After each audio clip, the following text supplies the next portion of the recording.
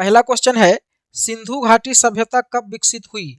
तो सिंधु घाटी सभ्यता, जिसको हड़प्पा सभ्यता भी कहते हैं, ये 2500 ईसा पूर्व से 1750 ईसा पूर्व के बीच में विकसित हुई, यानी कि इसका सही आंसर हो जाएगा ऑप्शन बी। हड़प्पा सभ्यता की खोज किस वर्ष में हुई थी? तो हड़प्पा सभ्यता यानी कि सिंधु घाटी सभ्यता की खोज वर्ष 1921 में की गई थी। और किसके द्वारा किया गया था? तो दयाराम साहनी के द्वारा किया गया था। हड़प्पा स्थल जो था, ये सिंधु घाटी सभ्यता में खोजा गया सबसे पहला स्थल था, इसीलिए इस सभ्यता को हड़प्पा सभ्यता भी कहा जाता है। वर्तमान में हड़प्पा कहाँ पर स्थित है? तो हड़प्पा जो है अभी वर्तमान में पाकिस्तान के मांटगोमरी जिला में स्थित है। और ये किस नदी के किनारे है? तो रावी नदी के किनारे है, रावी नदी के तट पर। सिंधु घाटी सभ्यता का ज्ञान मिलता है अभिलेखों से, साहित्य से, ताम्रपत्रों से या फिर पुरातात्विक उत्खनन से? तो सिंधु घाटी सभ्यता के बारे में जो पता चला है वो पुरातात्विक उत्खनन से पता चला है। ना तो कोई अभिलेख मिला है, ना तो साहित्य मिला है, ना तो कोई ताम्रपत्र मिला है। हाँ, मिट्टी के कुछ बर्तन मिले हैं जिस पर कुछ लिखे हुए अभिलेख पाए गए हैं, लेकिन उसको अभी तक पढ़ा नहीं जा सका है। तो मुख्य रूप से जो सिंधु घाटी सभ्यता के बारे में जानकारी मिली है वो पुरातात्विक उत्खनन से मिली है। हड़प्पा कालीन लोगों ने नगरों तथा घरों के विन्यास के लिए कौन सी पद्धति अपनाई थी? तो इसका सही आंसर हो जाएगा ऑप्शन डी, ग्रिड पद्धति। हड़प्पा सभ्यता के अंदर जो नगर थे और वहां पर जो घर बनाए गए थे वो एक विशेष सिस्टम पर बनाए गए थे और उस सिस्टम को ग्रिड पद्धति कहा जाता है। सिंधु घाटी सभ्यता की लिपि कौन सी थी? तो देखिए, सिंधु घाटी सभ्यता की जो लिपि थी वो चित्रात्मक थी, कुछ चित्र के रूप में बना होता था और उसको अभी तक पढ़ा नहीं जा सका है। और इस लिपि में बाएं से दाएं की तरफ लिखा जाता था, यानी कि इसका सही आंसर हो जाएगा ऑप्शन डी। सिंधु घाटी के लोगों की एक महत्वपूर्ण रचना निम्नलिखित में से किसकी मूर्ति थी? तो इसका सही आंसर हो जाएगा ऑप्शन बी, नृत्य करती हुई बालिका। नृत्य करती हुई बालिका सिंधु घाटी सभ्यता के लोगों की एक महत्वपूर्ण रचना थी। सिंधु अर्थव्यवस्था की ताकत क्या थी? तो देखिए, सिंधु सभ्यता के जो लोग थे उनका मुख्य पेशा था कृषि, यानी कि अर्थव्यवस्था का जो मेन साधन था वो कृषि था। हालांकि कृषि के अलावा पशुपालन और कुछ मात्रा में व्यापार भी होता था, लेकिन जो अर्थव्यवस्था का मुख्य साधन था वो था कृषि। सिंधु घाटी के लोग किस में विश्वास करते थे? तो सिंधु घाटी के जो लोग थे वो मातृशक्ति में विश्वास करते थे, यानी कि बी ऑप्शन इसका सही हो जाएगा। हड़प्पा की सभ्यता निम्नलिखित में से संबंधित है? कांस्य युग, लौह युग, नवपाषाण युग या फिर पुरापाषाण युग? तो इसका सही आंसर हो जाएगा ऑप्शन ए, कांस्य युग। हड़प्पा सभ्यता में तांबा और टीन को मिला करके कांसा बनाया जाता था और सबसे ज्यादा उपयोग कांसा का उस समय किया जाता था, इसीलिए इस सभ्यता को कांस्य युग भी कहा जाता है। सिंधु घाटी सभ्यता के लोगों की मुद्रा में किस देवता की आकृति चित्रित थी? तो सिंधु घाटी सभ्यता की जो मुद्रा थी उसमें पशुपति की आकृति बनी होती थी, यानी कि इसका सही आंसर हो जाएगा ऑप्शन सी। अब ये पशुपति की आकृति कैसी होती थी? तो मोहनजोदड़ो से प्राप्त एक मोहर पर 3 मुख वाला एक पुरुष ध्यान की मुद्रा में बैठा हुआ है। उसके सिर पर 3 सिंह है, उसके बाईं ओर एक भैंस और गैंडा है तथा दाईं ओर एक हाथी और बाघ है। इसे पशुपति शिव का रूप माना गया है। सर जॉन मार्शल ने इसे आद्य शिव भी बताया है। हड़प्पा सभ्यता के किस स्थल से एक उन्नत जल प्रबंधन प्रणाली का पता चला है? तो ये हो जाएगा धौलावीरा। धौलावीरा से जल प्रबंधन का एक उन्नत प्रणाली का पता चला है। अगर बात करें कि धौलावीरा कहाँ है, तो ये वर्तमान में गुजरात के कच्छ जिला में स्थित है। सिंधु घाटी सभ्यता के शहरों की गलियां थी। तो सिंधु घाटी सभ्यता की जो गलियां थी वो चौड़ी और सीधी होती थी। यहाँ की सड़कें पूर्व से पश्चिम और उत्तर से दक्षिण की ओर जाती थी और एक दूसरे को समकोण पर काटती थी। किस सिंधु कालीन स्थल से एक ईंट पर बिल्ली का पीछा करते हुए कुत्ते के पंजों के निशान मिले हैं? तो इसका सही आंसर हो जाएगा ऑप्शन डी, चनहुदड़ो। चनहुदड़ो से एक ईंट पर बिल्ली का पीछा करते हुए कुत्ते के पंजों के निशान मिले हैं। अगर चनहुदड़ो का बात करें तो इसका खोज जो है J.H. मैकाले के निर्देशन में 1931 ईस्वी में गोपाल मजूमदार ने इस स्थान की खोज की थी।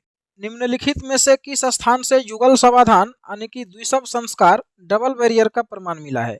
तो इसका सही आंसर हो जाएगा ऑप्शन ए, लोथल। लोथल जो कि वर्तमान में गुजरात के अहमदाबाद जिले में भोगवा नदी के किनारे है, यहाँ से युगल समाधान का प्रमाण मिला है।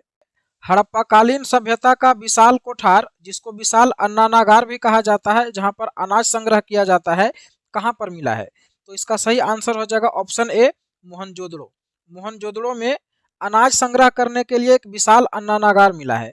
इसके अलावा एक विशाल स्नानागार है, वो भी मोहनजोदड़ो से ही मिला। सिंधु घाटी की सभ्यता में घोड़े के अवशेष कहाँ से मिले हैं? तो इसका सही आंसर हो जाएगा ऑप्शन सी, सुरकोटदा। सुरकोटदा सिंधु सभ्यता का एक स्थल है जहाँ से घोड़े के अवशेष मिले हैं। और सुरकोटदा स्थल जो है ये गुजरात के कच्छ जिला में है। हड़प्पा सभ्यता के निवासी थे शहरी, ग्रामीण, खानाबदोश या फिर जनजातीय? तो इसका सही आंसर हो जाएगा ऑप्शन ए, शहरी। हड़प्पा सभ्यता जो थी ये एक नगरीय या शहरी सभ्यता थी, इसीलिए वहाँ के निवासी शहरी थे। और अगर आर्यों के बारे में पूछा जाए कि आर्य लोग किस तरह के निवासी थे, तो वो लोग ग्रामीण निवासी थे, यानी कि आर्यों की जो सभ्यता थी वो एक ग्रामीण सभ्यता थी। अमरी जो हड़प्पा सभ्यता का एक स्थल है किस प्रांत में स्थित है? तो अमरी जो स्थल है ये वर्तमान में पाकिस्तान का जो पंजाब क्षेत्र है उस पंजाब क्षेत्र के सिंध प्रांत में स्थित है, यानी कि इसका सही आंसर हो जाएगा ऑप्शन बी। अगला क्वेश्चन है, सबसे पहले कौन सा हड़प्पा कालीन स्थल खोजा गया था? तो इसका सही आंसर हो जाएगा ऑप्शन ए, हड़प्पा। क्योंकि इस सभ्यता का नाम हड़प्पा सभ्यता इसलिए पड़ा कि सबसे पहला खोजा गया जो स्थल था वो हड़प्पा था। और ये 1921 ईस्वी में दयाराम साहनी के द्वारा खोजा गया था। और हड़प्पा किस नदी के किनारे है? तो ये रावी नदी के किनारे है। हड़प्पा सभ्यता की खोज किस वर्ष में हुई थी? तो अभी इसके पहले बताए थे कि हड़प्पा सभ्यता की खोज जो है दयाराम साहनी के द्वारा 1921 ईस्वी में किया गया था। मोहनजोदड़ो का स्थानीय नाम क्या है? तो मोहनजोदड़ो का जो स्थानीय नाम है वो है मृतकों का टीला, यानी कि इसका सही आंसर हो जाएगा option C, mound of dead. Mohenjodaro कहाँ स्थित है? तो मोहनजोदड़ो जो है वो वर्तमान में पाकिस्तान का जो सिंध प्रांत है, सिंध प्रांत के लरकाना जिले में स्थित है। और मोहनजोदड़ो की खोज 1922 ईस्वी में राखल दास बनर्जी के द्वारा किया गया था। और मोहनजोदड़ो का अर्थ होता है मृतकों का टीला। सैंधव सभ्यता की ईंटों का अलंकरण किस स्थान से मिला है? तो सही आंसर हो जाएगा ऑप्शन ए, कालीबंगा। कालीबंगा से कुछ मकानों के अवशेष मिले हैं जिससे यह पता चलता है कि उस समय के जो घर हैं वो कच्ची ईंटों के बनाए जाते थे, जबकि नाली और कुएं जो है वो पक्की ईंटों के बने होते थे। इसी के साथ कालीबंगा से ही ईंटों के अलंकरण का भी प्रमाण मिला है। कालीबंगा में एक फर्श जो है पूरा ईंट से बना हुआ था और सभी ईंट जो है अलंकृत ईंट थे। और ऐसा पूरे सिंधु घाटी सभ्यता में केवल कालीबंगा से मिला है। हड़प्पा सभ्यता के अंतर्गत हल से जोते गए खेत का साक्ष्य कहाँ से मिला है? तो हल से जोते गए खेत का साक्ष्य भी कालीबंगा से ही मिला है। तो इसका भी सही आंसर ऑप्शन ए हो जाएगा। चनहुदड़ो के उत्खनन का निर्देशन किसने किया था? तो हम आपको पहले भी बताए थे कि चनहुदड़ो का जो उत्खनन है वो जे.एच. मैके के नेतृत्व में किया गया था। और इन्हीं के निर्देशन में खुदाई के दौरान गोपाल मजूमदार ने चनहुदड़ो की खोज की थी। किस हड़प्पा कालीन स्थल से प्राप्त जार पर चोंच में मछली दबाए चिड़िया एवं पेड़ के नीचे खड़ी लोमड़ी का चित्रांकन मिलता है जो पंचतंत्र के लोमड़ी की कहानी के सदृश है? तो देखिए, लोथल से एक मृदभांड मिला है जिसके ऊपर एक कौवा और एक लोमड़ी का चित्र बना हुआ है। और इस चित्र की तुलना पंचतंत्र में जो कहानी है चालाक लोमड़ी का उससे किया गया है।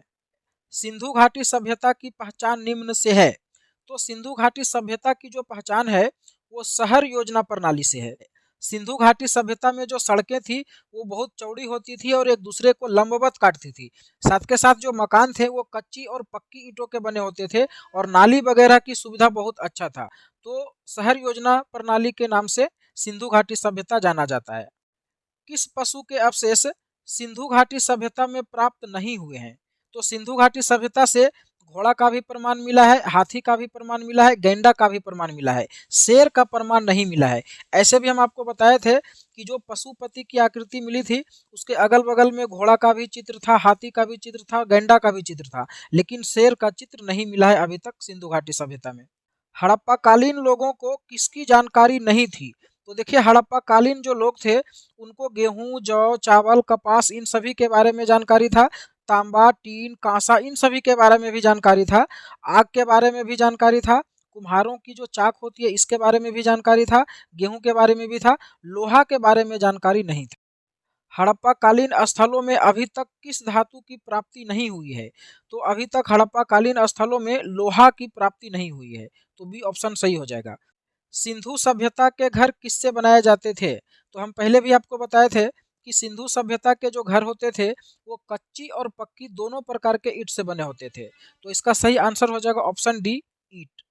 सिंधु घाटी सभ्यता की मुद्रा में किस देवता के समतुल्य चित्रांकन मिलता है?